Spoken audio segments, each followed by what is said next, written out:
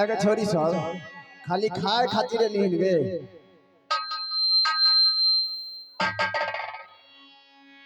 ये बेलारी वाली। हेलो मनोज भैया साउंड ऑपरेटर स्टैंड वाला माइक में बात दीजिए हो। Hello hello hello hello hello एक एक छोरी एक एने आ एने एगे तू आर नहीं जरूर हाँ लेकिन साथ में सब के छियो गे ई हाँ एगो ई हथिन ना हाँ बोंगी हथिन ललबोंगी हो हाँ आ ई कर की कहाँ गियोगे ई ट्रेन वाली है ट्रेन वाली हो आ तो सुन सब बहन विचार के कहाँ चलली हो हमें कहूँ जाइए वैसे मतलब अरे मतलब छै न गे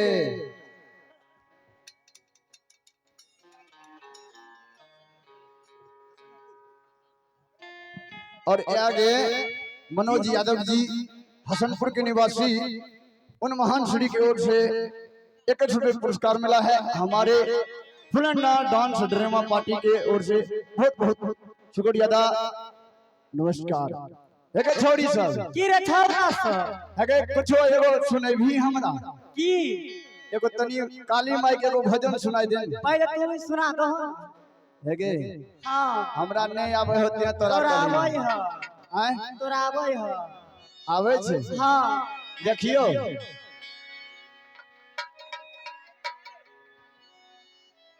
ए बाबू भइल हो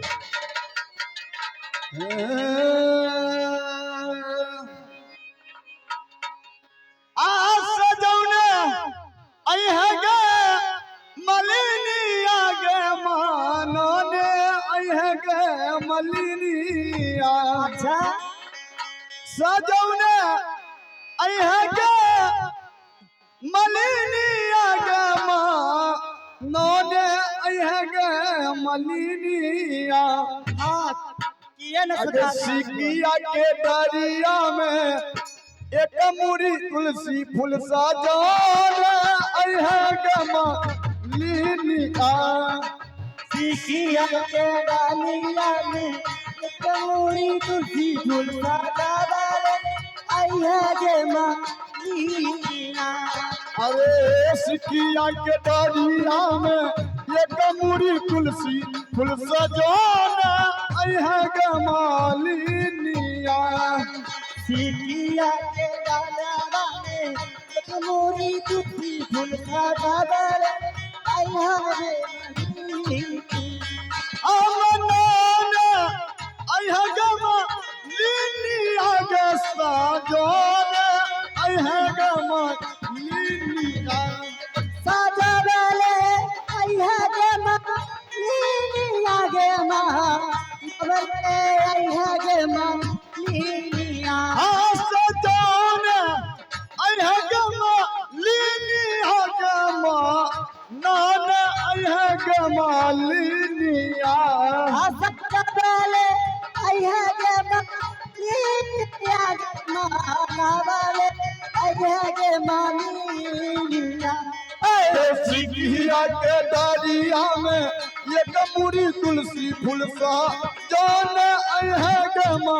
लीनिया सीखिया के डालिया में एक मुड़ी तुलसी फूल सजावल आई है गे माँ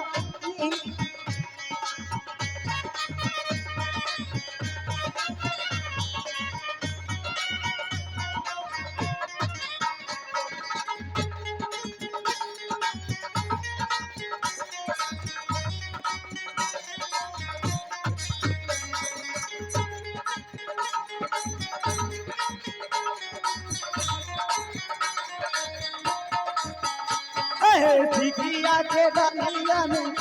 पूरी तुलसी फूल सजावल आई है गे माँ लीनिया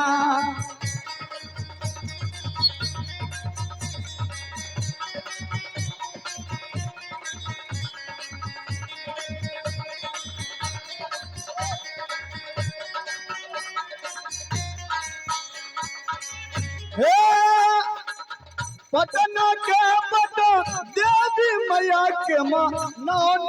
है गे माँ लीनिया पटन देवी मैया के माँ नवले है गे माँ लीनिया हाँ पटना जाई पटन देवी मैया के मनौन है गे माँ लीनिया पटन देवी मैया के माँ नवले है गे माँ लीनिया अरे भागलपुर भगवती मैया के माँ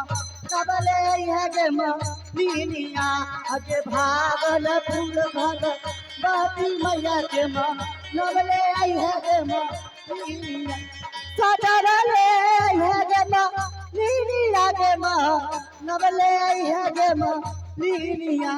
सोचन है गे माँ लीनिया गे माँ नौन है गे माँ लीनिया सटरले है गे माँ लीनिया गे माँ